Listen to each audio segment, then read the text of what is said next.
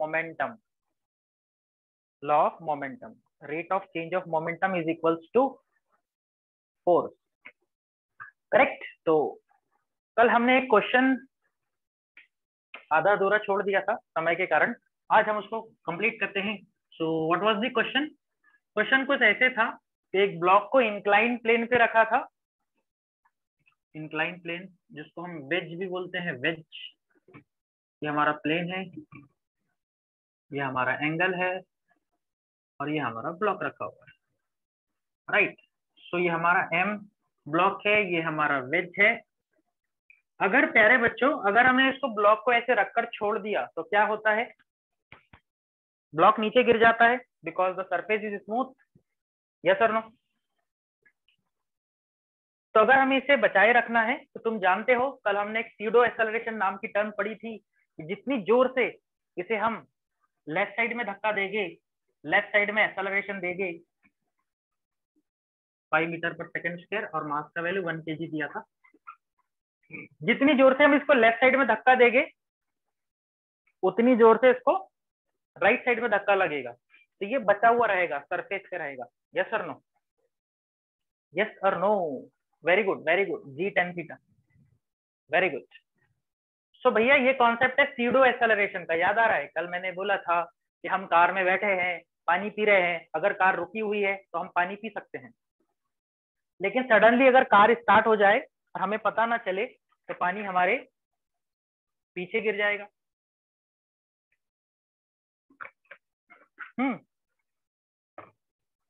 ऐसा क्यों हुआ? क्योंकि पानी के मॉलिक्यूल्स को पता नहीं चला कार चलने वाली है, वो अपने इनर्शिया में थे और कार को एक्सेलरेशन फॉरवर्ड लगा तो ऑटोमेटिक उनको रिलेटिव एक्सेलरेशन बैकवर्ड लगेगा। समझ गए बात को?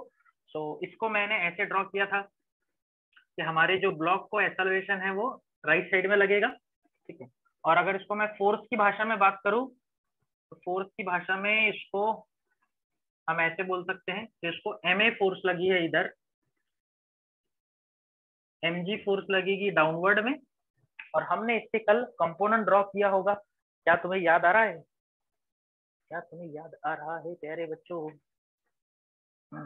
चलो भाई, how many components will be there? 2 components will be there. तो एक कंपोनेंट ये हो जाएगा, ये एंगल अगर थीटा है तो ये हो जाएगा mg cos theta, right right right right right right. और बच्चों दूसरा कंपोनेंट हो जाएगा ये वाला, जिसका नाम क्या रहेगा कभी? mg sin theta. बहुत अच्छे। किनके कंपोनेंट निकाले जाते हैं बोलो? विच आर नॉट परपेंडिकुलर और अलोंग द प्लेन, जो कि ना तो प्लेन को परपेंडिकुलर होते हैं ना ही प्लेन के पैरेलल होते हैं, अलोंग होते हैं। तो ये दोनों ही नहीं थे। वैसे ही एमए के भी 2 पार्ट निकलेंगे, देखो एमए का एक कंपोनेंट ऐसे ऊपर जाएगा और एक कंपोनेंट अलोंग दिस लाइन आएगा। Property of angle of line, ये भी थीटा हो जाएगा, तो ये component MA cos theta, automatically ये वाला यमे साइन थीटा। ओहो हो, ओहो हो। और ऑफ कोर्स इन सबको ऊपर खींच रहा है कौन? इन सबको ऊपर खींच रहा है नॉर्मल रिएक्शन, नॉर्मल रिएक्शन। क्या तुम्हें ये फ्री बॉडी डायग्राम समझ आया? Pseudo acceleration, pseudo acceleration. और हमने माना कि यह ब्लॉक रुक गया है, रेस्ट में है, चल रही है, रुक गया है, कार चल रही है, ब्लॉक रुक गया, ठीक है। तो क्या लिखेंगे? हम लिखेंगे इन इक्विलिब्रियम। इक्विलिब्रियम मतलब ब्लॉक अगर रेस्ट में है, सिस्टम नहीं है रेस्ट में, ब्लॉक अगर रेस्ट में है तो कौन किसको बैलेंस कर रहा होगा? बोलो बोलो। एमए के 2 टुकड़े कर डाले, एमजी के 2 टुकड़े कर डाले, तो कौन किसको बैलेंस कर रहा होगा? बोलो बोलो। तो दिखाई दे रहा है M A cos theta is balance by M G sine theta, M A cos theta is balance by M G sine theta. M से एम मर गया, ए का वैल्यू आ जाएगा G sine theta upon cos theta. What is sine upon cos? तो कुछ लोगों ने पहले ही आंसर दे दिया था, very good, G tan theta. इसको रिजल्ट के फॉर्म में याद रख लेना। कि जब वेज मतलब कि प्लेन ए एक्सेलरेशन से चलता है तो ब्लॉक पे एक्सेलरेशन कितना लगता है? This is the acceleration of block, this is called acceleration acting on block, acting on block. Block पे इतना लग रहा है, जी टेन थीटा, जी टेन थीटा। ऑब्वियस बात है थीटा पे डिपेंड करेगा। टेन सोचो, फील करो, फील करो, 30 डिग्री पे रखोगे चेंज हो जाएगा, इतने टेढ़े पे रखोगे जल्दी से स्लाइड होगा, और वैल्यू लगाएगी उसको रोकने के लिए। समझ रहे हो बात को? तो ये जी टेन थीटा है, जी टेन थीटा है। क्या यहाँ से टेन थीटा निकल जाएगा? बोलो बोलो बोलो बोलो। यहाँ पे वैल्यू रख देते हैं, क्वेश्चन सॉल्व कर रहे थे हम। यहाँ पे मैंने एक ही वैल्यू रख दिया, तो 5 इज इक्वल टू जी का वैल्यू 10 टेन थीटा, 5 टू सा 10, तो टेन थीटा की वैल्यू 1/2 आ जाएगी। कमेंट करो टेन कौन सी वैल्यू के लिए 1/2 होता है?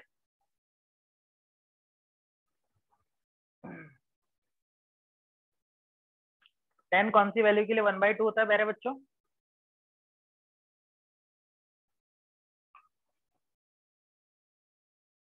बोलो बोलो। ठीक है, तो ये स्टैंडर्ड एंगल नहीं है, वेरी गुड, स्टैंडर्ड एंगल नहीं है। टेन पे वैल्यू 1/2 नहीं आती है, 30, 45, 60 पे भी नहीं आती है। ठीक है, तो बस यही इतना ही रिजल्ट निकाल सकते हैं, tan theta equal to 1/2। Very good भाई। दूसरा इक्वेशन है ये वाला, अलोंग द परपेंडिकुलर लाइन। तो फिर से फिगर में दिखाई दे रहा है कि नॉर्मल रिएक्शन को बैलेंस कर रहा है mg cos theta, mg cos theta plus, ये देखो दो कंपोनेंट है यहाँ पे, mg cos थीटा का भी और ma sin theta, ma sin theta, ma sin theta. Very good very good very good. ठीक है, अब फिलहाल इसको यहीं तक रखो, या इसको सॉल्व करना है तो साइन थीटा कॉस थीटा चाहिए रहेगा तुम्हें, साइन थीटा कॉस थीटा चाहिए रहेगा तुम्हें। So what you can do, एक काम कर सकते हो। सर कौन सा काम? देखो देखो देखो देखो, एक छोटा सा काम क्या कर सकते हो तुम, साइन थीटा कॉस थीटा चाहिए तो तुम्हें ये चीज आती होगी, ये थीटा है तो टेन थीटा क्या होता है? Opposite upon adjacent. तो ऑपोजिट में 1 है, एडजेसेंट में 2 है, ये देखो ऑपोजिट अपॉन एडजेसेंट, तो ऑब्वियस बात है हाइपोटेनियस में √5 आ जाएगा। बोल हाँ या ना, बोल हाँ या ना। अरे ये समझता है ना तुम्हें, पाइथागोरस ट्रिपलेट 1 to √5 वाला। बस यहाँ से cos थीटा आ जाएगा, एडजेसेंट अपॉन हाइपोटेनियस मतलब 2/√5, और साइन थीटा आ जाएगा ऑपोजिट अपॉन हाइपोटेनियस मतलब 1/√5। क्या मैंने लेफ्ट हैंड साइड में जो लिखा समझ आया? भाई प्लीज कमेंट, भाई लोग please comment, have you got this? Because we didn't know the value of cos theta and sin theta.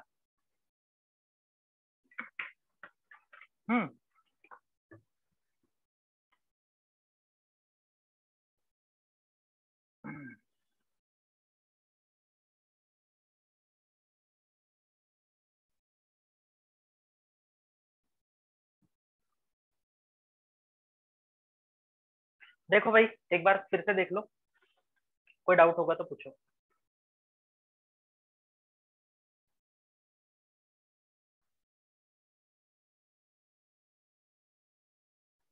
Clear? Just value यहाँ पे रख दो अभी। तो m का वैल्यू 1 है, g का वैल्यू 10 है, cos थीटा का वैल्यू कितना है भाई? 2/√5, और प्लस m का वैल्यू 1, g का वैल्यू, a का वैल्यू कितना? a का वैल्यू कितना? जी टेन थीटा ना a का वैल्यू, a का वैल्यू, अरे यार क्वेश्चन में तो दिया a का वैल्यू 5, 5, और साइन थीटा का वैल्यू 1/√5, 1/√5, दैट्स इट। सॉल्व कर लो इसको, √5 डिनोमिनेटर से कॉमन ले लो, ऊपर बचेगा 20 + 5, 25 अपॉन √5, 25 अपॉन √5। बोलो भैया जी, समझ आया ये? इसको थोड़ा सा ऐसे कर देता हूँ, अभी क्लियर है भाई? बोर्ड क्लियर है सभी को? एक बार देख लो, विजिबल है?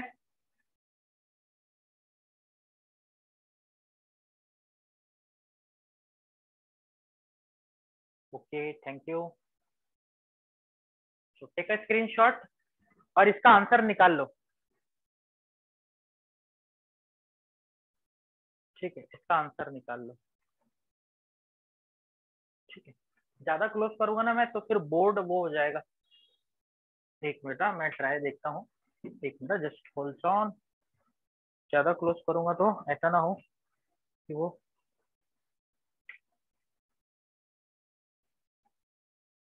Let us try.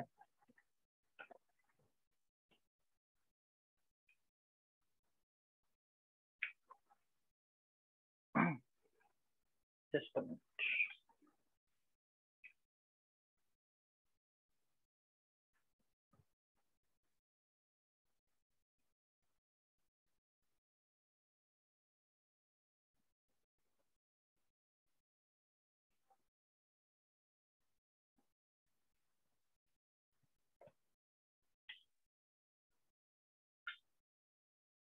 भाई कैलकुलेशन करो तब तक, मैं इसको क्लोज करने की कोशिश करता हूँ, बट शायद बोर्ड कट ना हो जाए इसलिए मैं।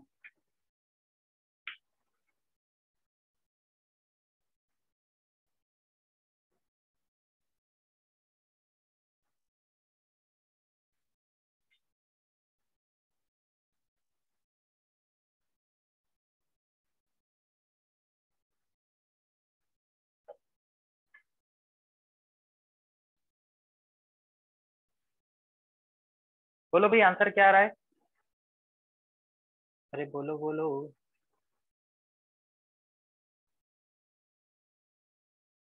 देखो तो भाई बोर्ड अभी, क्या तुम्हें पूरा दिखाई दे रहा है? पहले ये देखो।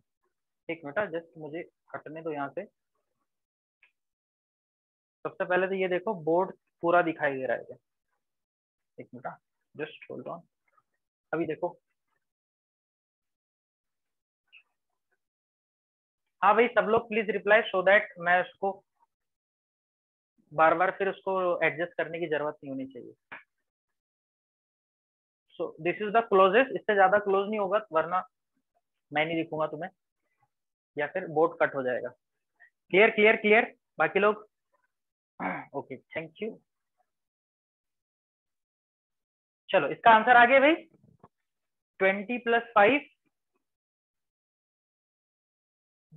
चलो मैं बता देता हूँ। कहाँ लिखो, यहाँ लिख देता हूँ। यहाँ लिख देता हूँ। देख बच्चे, देख बच्चे, देखो हमारा वैल्यू आया है 25। समझे ना 25 कैसे? 10⁻²0 + 5 और नीचे √5 कॉमन लिया है। क्या हम 25 को ऐसे लिख सकते हैं 5 × 5? हाँ सर लिख सकते हैं। और 5 को क्या तुम ऐसे लिख सकते हो √5 × √5? सर ऐसा क्यों कर रहे हैं? क्योंकि √5 मर जाएगा और मेरा फाइनल आंसर आ जाएगा 5 √5। ये नॉर्मल रिएक्शन है तो उसका यूनिट न्यूटन रहेगा। Newton, Newton, right. तो take a note of it. Note कर लो इसे।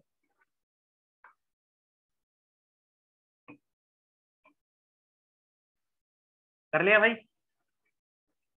कर लिया क्या भैया? तो आई होप अब तुम्हें free body diagram incline plane पे आ गया होगा ड्रॉ करते। ये उम्मीद रख सकता हूँ ना मैं तुमसे? ओके भाई, रख सकते हो सर। चलो एक और क्वेश्चन लेते हैं इस प्रकार का, जिसमें हम एंगल की वैल्यूज चेंज करेंगे और हम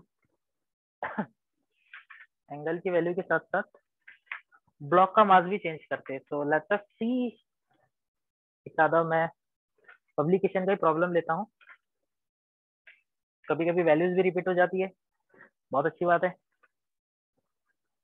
ओके भाई।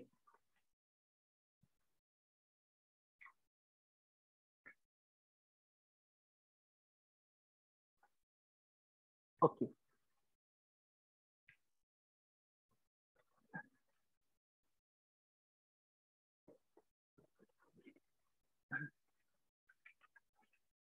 3 kg और कितना डिग्री, 30 डिग्री, 3 kg 30 डिग्री। ये भी एक प्रॉब्लम है, या इससे मैं और अच्छी वैल्यू ढूंढने की कोशिश करता हूँ। 3 kg 30 डिग्री भी एक वैल्यू।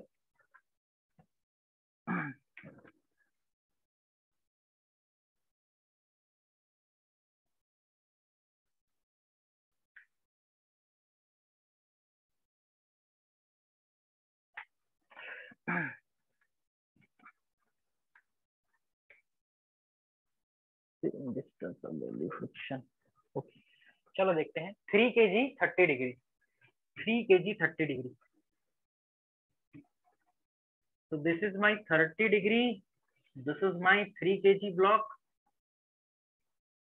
और हमें पता करना है यहाँ पे एक्सेलरेशन कितना देना पड़ेगा, यहाँ पे एक्सेलरेशन कितना देना पड़ेगा, यहाँ पे एक्सेलरेशन कितना देना पड़ेगा।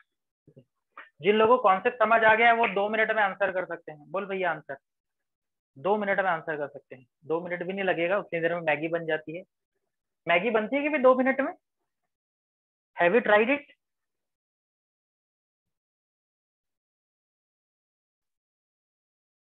मैगी बनती है कि सच में 2 मिनट में, या सिर्फ बातें हैं?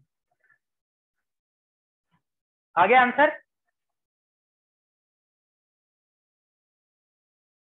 Okay, very good very good. कुछ लोगों ने आंसर करेक्ट दे दिया है। इसका आंसर जी टेन थीटा रहेगा। अभी तो देखा था रिजल्ट के फॉर्म में, जी टेन थीटा। जी का वैल्यू 10 ले लेंगे और टेन 30 इज 1/√3, 1/√3, 1/√3। समझ गए बात को? ओके बच्चों, चलो देखते हैं। हम मेथड सीख रहे हैं, हमें रट्टा नहीं मारना है। ठीक है, रट्टा भी मारेंगे जब रिजल्ट याद रखने रहेगी हमको। तो फिलहाल मैं काम करता हूँ, इसको नीचे ड्रॉ कर लेता हूँ। अब मैं वैल्यूज के साथ में ड्रॉ करूंगा, वैल्यूज के साथ में।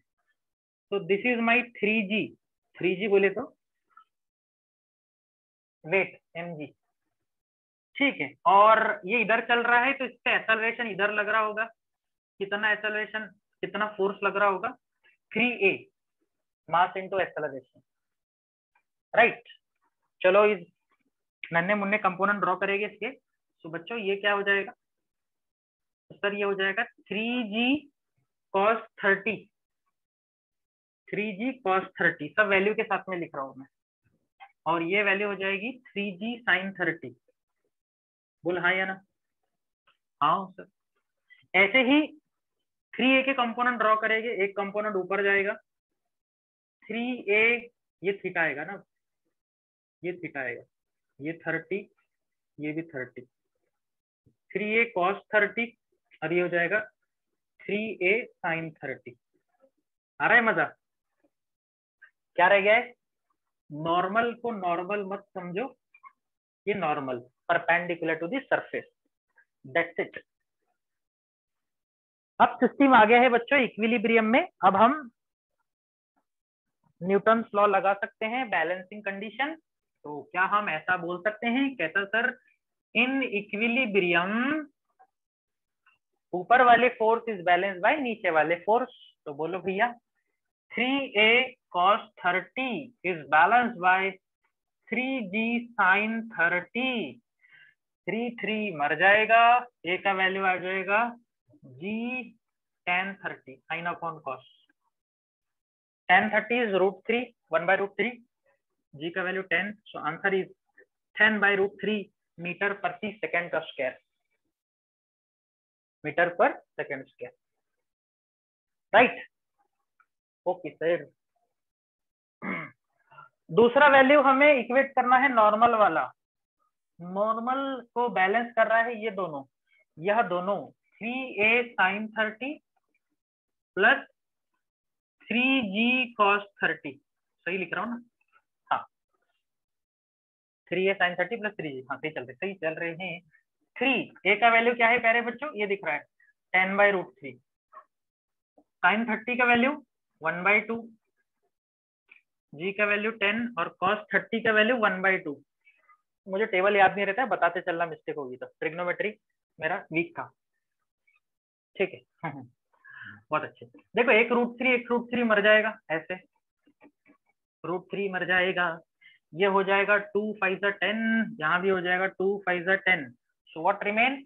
यहाँ बचा 5√3 प्लस यहाँ बचा 5 × 3, 5 × 3। अब तुम्हारी मर्जी है, इसको डेसिमल में लिखो या फिर जैसे चाहे लिखो। तो डेसिमल में लिख लेंगे। √3 का वैल्यू 1.732 होता है ना, 1.73 प्लस 5 3 15, या फिर एक काम करो 5 कॉमन निकाल लो, इजी हो जाएगा। 5 कॉमन निकाला, √3 का वैल्यू 1.73 प्लस 3 बचा है, that's it. 5 × 3 plus this, 3 plus this कितना हो जाएगा 4.73, 4.73। 5 3 15, 36, 3, 23। तो my answer is, normal reaction का वैल्यू आएगा 23.65 न्यूटन। इतना नॉर्मल रिएक्शन दे रहा है सरफेस उसको। यही कारण है जो वो बचा हुआ है, कहीं मिस्टेक की क्या मैंने? शायद मिस्टेक की है मैंने, cos 30 में मिस्टेक की ना। हाँ बराबर, cos 30 में मिस्टेक, मैं मुझे लगा ही आंसर ये नहीं है इसका। ठीक है ठीक है ठीक है ठीक है ठीक है, यहाँ पे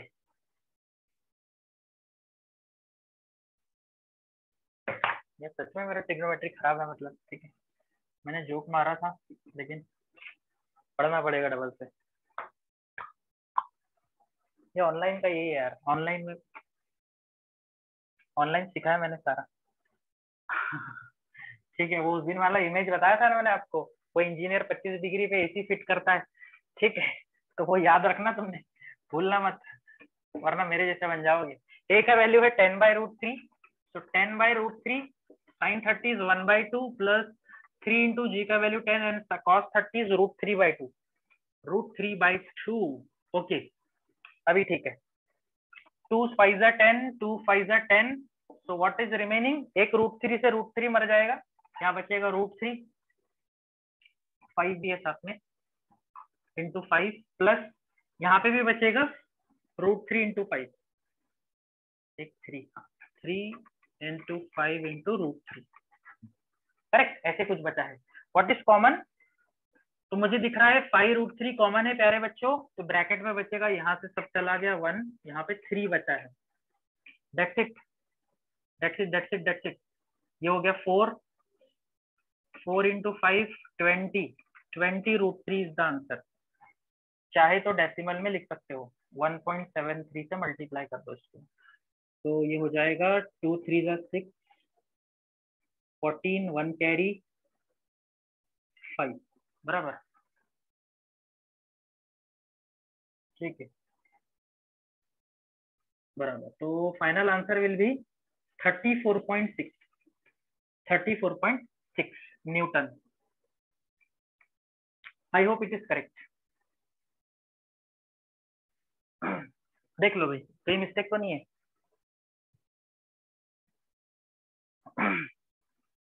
so this should be the value.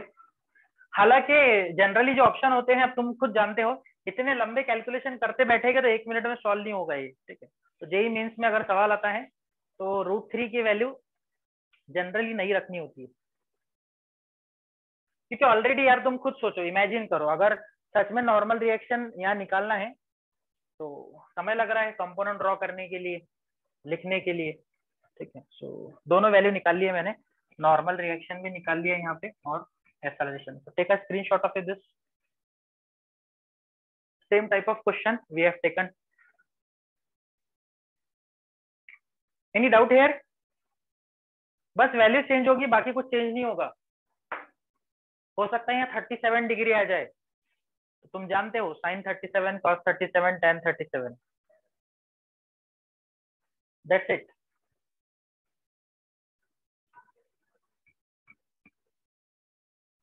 ठीक है भाई, तो ऐसे हम कर सकते हैं।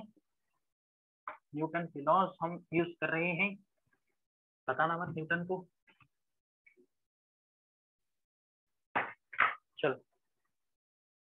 चलो एक आधा क्वेश्चन और देखते हैं।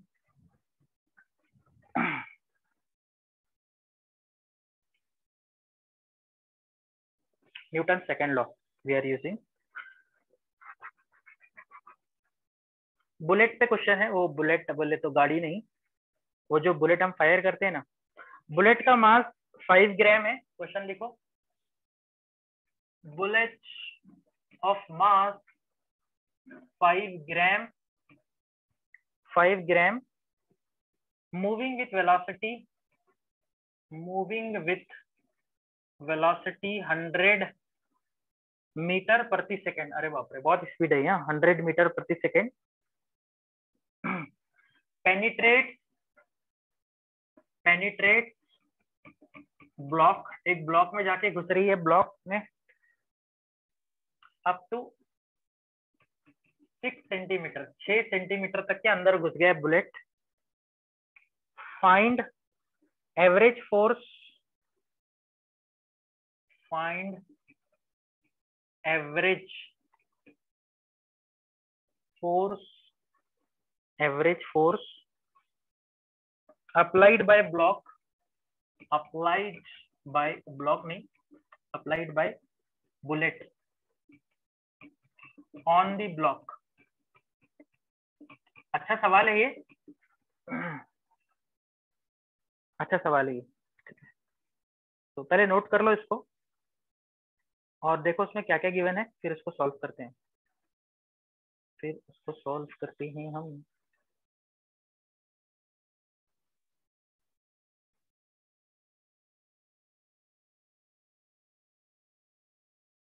पढ़ दो पहले इसको आराम से, हौले हौले आराम आराम पढ़ दो उसको प्यारे प्यारे बच्चों।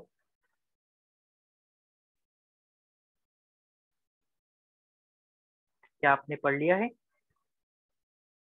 ओके ओके ओके, चलो फिर हम सॉल्व करने जा रहे हैं इसको। ध्यान से सुनो, मैं तुम्हें पहले इसका फील दिलाता हूँ कि ये बोलना क्या चाहता है।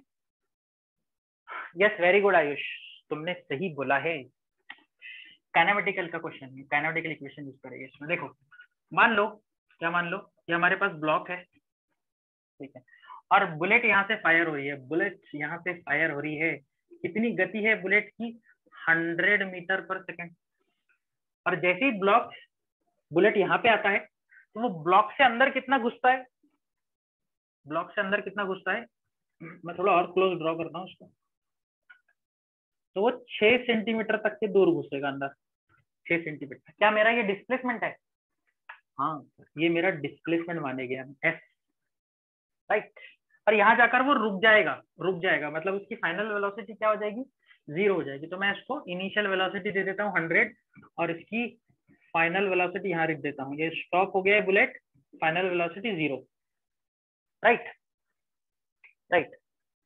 तो मैं क्या करता हूँ, पहले एक्सेलरेशन निकाल लेता हूँ काइनेमेटिकल इक्वेशन से। It is just like bike चल रही थी, कार चल रही थी, ब्रेक मारा, 6 सेंटीमीटर बाद में रुक गई है। इमेजिन करो, क्या ये वही केस है? हाँ सर ये वही केस है। तो लगा दो फिर काइनेमेटिकल इक्वेशन। कौन सा काइनेमेटिक्स लगेगा? डिस्प्लेसमेंट वाला। S is equal to ut plus half AT square. ये नहीं लगना चाहिए क्योंकि हमारे पास टाइम नहीं है, बिजी लोग हैं हम, टाइम निकालने में दिक्कत जाएगी। दूसरा इक्वेशन लगाओ जिसमें v और u दोनों भी आते हो। v square is equal to u square plus 2as। हाँ या ना? हाँ या ना? वेरी गुड बेटा। v बोले तो फाइनल वेलोसिटी जो कि 0 है, u बोले तो इनिशियल वेलोसिटी जो कि 100 है मीटर पर सेकेंड स्क्वायर में है वो। अब ब्लॉक जा रहा है तो उस पर एक्सेलरेशन लग रहा है कि रिटार्डेशन लग रहा है? बुलेट जब अंदर घुसा है तो रिटार्डेशन, इसलिए मैं 2 इंटू माइनस ए लिख देता हूँ, ठीक है ना। रिटार्डेशन, रिटार्डेशन समझ जाना तुमने। रिटार्डेशन बोले तो निगेटिव एक्सेलरेशन, गति घट रही है, कम हो रही है, वेरी गुड, इसलिए -2as। एस बोले तो 6 सेंटीमीटर, सेंटीमीटर बोले तो -2। समझ गए बात को? बस फिर इससे से ए निकल जाएगा, ये सारी टर्म को उधर फेंक दो, तो ये सारी टर्म उधर जाएगी तो क्या हो जाएगा? 6 2 12, ये पूरी टर्म उधर जाएगी तो प्लस हो जाएगी। 12 10 की पावर -2 इज इक्वल टू 100 का स्क्वायर। 1 2 3 4, कहीं कुछ गलत तो नहीं हो रहा है, इतना लंबा चौड़ा आंसर आ रहा है। हीट का वैल्यू सेम है ना, एक मिनट, इतना लंबा आंसर कैसे आएगा? एक बड़ा मुझे क्वेश्चन में वैल्यू चेक करने को।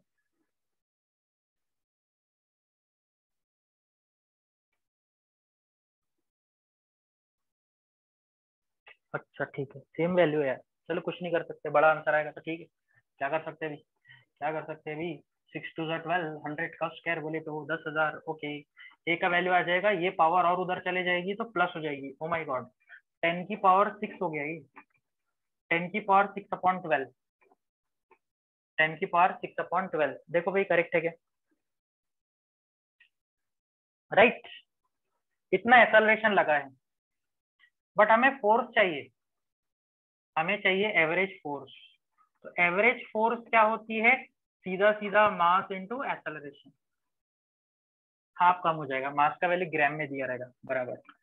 मास 5 ग्राम है तो कन्वर्ट कर दिया उसको केजी में, और एक्सेलरेशन 10 की पावर 6 है, डिवाइडेड बाय 12, डिवाइडेड बाय 12। अब यार कर लो इनका कैलकुलेशन, ये 6 में से 3 गया तो 3 बचेगा, 5/12 इंटू 1000, तो आई थिंक ये 5000/12 आ रहा है, 5000/12 न्यूटन। बताओ तो भैया 5000/12 कितना होता है? कुछ लोग कमेंट कर रहे हैं, 417,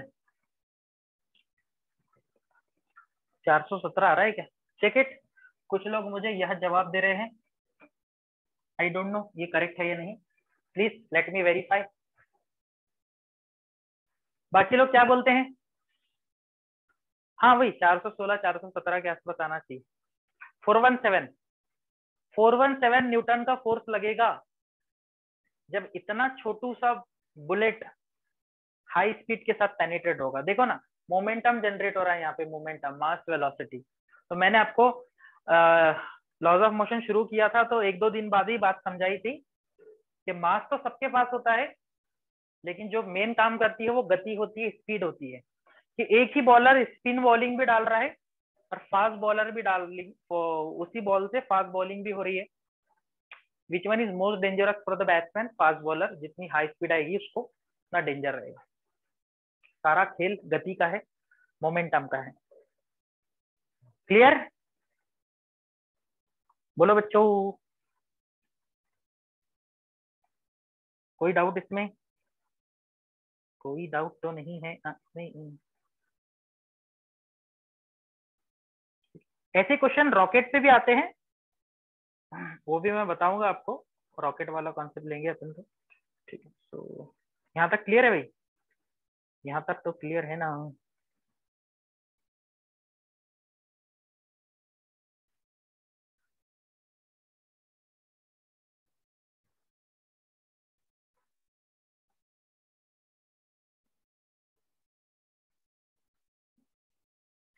बहुत अच्छे।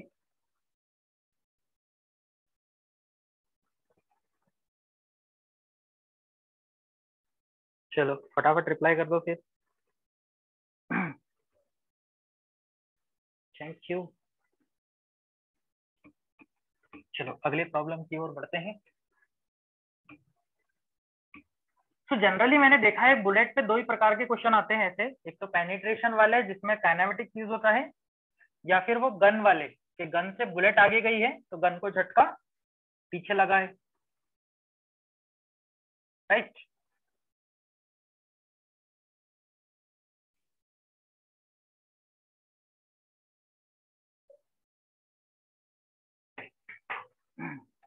ठीक है, तो एक आधा सवाल और देखते हैं।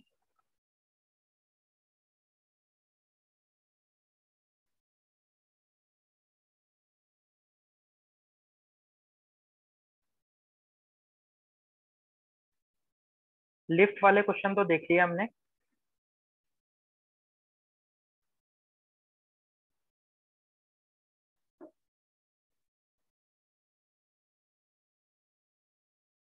हाँ एक ये वाला भी क्वेश्चन देखते हैं, क्या लिखा है? Gravel Gravels are dropped on the conveyor belt. Gravels are dropped on conveyor belt. पता है ना आपको कन्वेयर बेल्ट, वो जो ट्रैक्शन बेल्ट घूमते रहता है ऐसे कंपनीज में, conveyor belt eight a rate, इसका रेट दिया है 0.5 kg प्रति सेकेंड, 0.5 kg प्रति सेकेंड से वो मास गिर रहा है।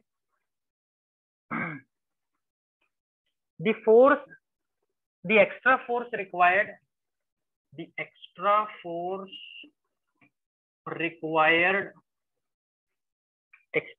required to keep belts moving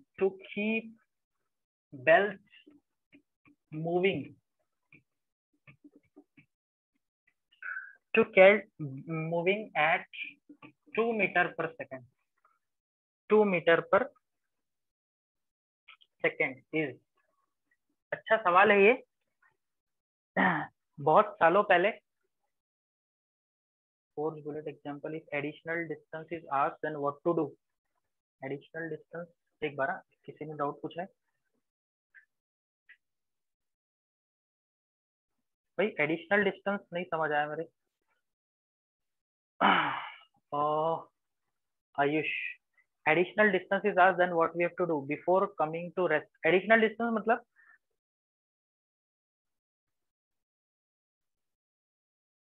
मतलब पहले जितना ट्रेवल किया प्लस बात का क्या? Okay, no problem. हमने जो डिस्टेंस निकाला है अभी, ध्यान से सुनो। अच्छा चलो ठीक है, याद दिला दी। हमने अज्यूम क्या किया, बुलेट यहीं से पेनिट्रेट कर रहा है और 6 सेंटीमीटर तक पेनिट्रेट कर रहा है। अगर तुम्हें उसने बोला है कि भाई बुलेट दूर से चलकर आ रहा था और उसने ब्लॉक में इंटर करने से पहले 100 सेंटीमीटर ट्रेवल कर चुका था, तो ये वाला लेना। लेकिन याद रखना काइनेमेटिक्स लगाते समय सिर्फ यही वाला ही लेना, काइनेमेटिक्स लगाते समय सिर्फ ब्लॉक के अंदर का ही लेना। क्यों? क्योंकि पहले तो वो कांस्टेंट स्पीड से आ रहा था। कांस्टेंट स्पीड मतलब no acceleration, zero acceleration. Retardation लगना कहां से शुरू हुआ, नेगेटिव एक्सेलरेशन लगना कहां से शुरू हुआ, जब उसने ब्लॉक में पेनिट्रेट किया है। ठीक है, सो काइनेमेटिक्स हमेशा इतने ही पार्ट में लगाना आयुष। और हो सकता है अगर डिस्टेंस ट्रेवल पूछे तो इतना डिस्टेंस निकाल लेना पहले काइनेमेटिक्स से, और प्लस एडिशनल डिस्टेंस जो क्वेश्चन में दे दिया जाएगा। क्लियर? Okay, thank you. ऐसे सवाल पूछा करो, मुझे भी इंटरेस्ट आता है, मजा आता है। अभी देखो ये भी इंटरेस्टिंग सवाल है, बहुत इजी है। वो ट्रैक्शन बेल्ट घूमता है, ऐसा पहिया घूम रहा है घूम रहा है घूम रहा है। वो बेल्ट होते हैं ना, मशीन में लगे होते हैं, देखो ट्रैक्शन बेल्ट, ऐसा ट्रैक्शन बेल्ट लगे होते हैं और ये ऐसे घूमते हैं, कन्वेयर बेल्ट। ठीक है, कन्वेयर बेल्ट ऐसे घूम रहे हैं मशीन में। ठीक है, हम क्या कर रहे हैं, इस पे मास ड्रॉप कर रहे हैं, tip tip tip tip tip mass drop कर रहे हैं, मास ड्रॉप कर रहे हैं। तो भैया जो बेल्ट घूम रहा है इसकी गति कितनी रखनी है, 2 मीटर पर सेकेंड। अब आप खुद सोचो, आप फील करो इस चीज को। जब ये बेल्ट घूमेगा आप इसके ऊपर मास ड्रॉप करोगे, कितना मास ड्रॉप करोगे? 0.5 kg पर सेकेंड। 1 सेकेंड में आधा किलो, फिर 2 सेकेंड में 1 किलो हो जाएगा, 3 सेकेंड में 1.5 किलो हो जाएगा। तो धीरे धीरे क्या हो रहा है, मास बढ़ते जा रहा है, ये बेल्ट हेवी होता जा रहा है, हेवी। फील करो, तो बेल्ट हेवी होगा प्यारे बच्चों, तो क्या ये अपनी गति को मेंटेन रख पाएगा? नहीं रख पाएगा, ये तो स्लो हो जाएगा, स्लो। ठीक है, तो इसको सेम स्पीड पे घुमाना है तो तुम्हें एक्स्ट्रा फोर्स देनी पड़ेगी, एक्स्ट्रा फोर्स देनी पड़ेगी, एक्स्ट्रा फोर्स। तो तुम्हें याद होगा मैंने एक फोर्स का फॉर्मूला लिखाया था तुम्हें, वो कौन सा फॉर्मूला है देखो। सबसे पहले देखो दिया क्या है, वेलोसिटी, और ये दिया है मास अपॉन टाइम। देखो मास अपॉन टाइम, इसको बोलते हैं डीएम बाई डी। ध्यान से सुनना, डीएम बाई डी बोलते हैं इसको, rate of change of mass. जब मास चेंज होता है तो डीएम बाई डी लिखते हैं। देखो ना, केजी बोले तो मास, सेकेंड बोले तो टाइम। और मैंने आपको कुछ दिन पहले न्यूटन का लॉ डिटेल में समझाया था कि न्यूटन का लॉ सिर्फ F equal to M A नहीं है, प्लस एक और टर्म थी वहां, मैंने बोला था जब मास चेंज होगा तो फॉर्मूला आ जाएगा एम ए प्लस बोलो जल्दी, V D M by D T, M A plus V D M by D T. तो मैंने बोला था ये 100% ट्रू फॉर्मूला है, मतलब ऑल केस के लिए लागू होता है, V D M by D T. Very good. ठीक, अब यहाँ एक्सेलरेशन तो दिया नहीं है प्यारे बच्चों, तो इसको 0 ले लेंगे, प्लस वेलोसिटी कितनी मेंटेन रखनी है, 2 मीटर प्रति सेकेंड, और dm बाई dt कितना है 0.5, दैट्स इट। 2 इंटू 0.5 1 आ जाएगा। तो 1 न्यूटन का फोर्स चाहिए सिर्फ उस बेल्ट को घुमाने के लिए, और कितनी गति मेंटेन करने के लिए, 2 मीटर पर सेकेंड। Got it.